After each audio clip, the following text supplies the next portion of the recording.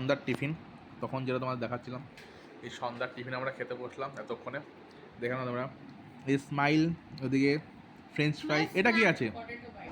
Potato potato bytes, এদিকে French fry, এদিকে তোমার হচ্ছে স্মাইলি, ওদিকে মেটটাও রয়েছে সেম, এদিকে সস।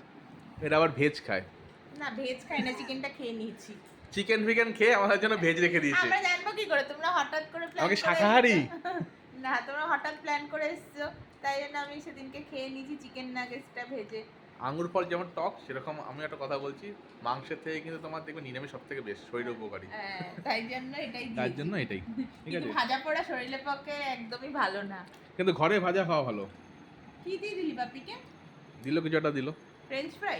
তুই তো ফ্রেঞ্চ ফ্রাই দিবি না। যাক আমরা খাই, খেয়ে থাকি আমাদেরকে। আর থামস আপ, আমি খাবো আর থামস আপ খেয়েই যাচ্ছি, ওরা না খাওয়ার পর খাওয়া, এটা খাওয়া মা ওটা খাওয়া কিন্তু যাবে, ভিডিওটা খেয়েই দেখবে। যাচ্ছে। মা দেখবে ব্যাস, তারপরে হয়ে গেল ঠান্ডা, ঠান্ডা খাওয়া যাবে না। তোমার এদিকে গান শিখছে, এদিকে আবার ঠান্ডা খাবে। যাই হোক আমরা খেয়ে থাকি, তোমরা কেউ কিন্তু মানে সন্ধ্যাটা এনজয় করি। হ্যাঁ তোমরা দেখো, দেখে কমেন্ট করো কাদের বাড়িতে কী কী খাবার দাবার হচ্ছে না হচ্ছে। আপাতত টাটা।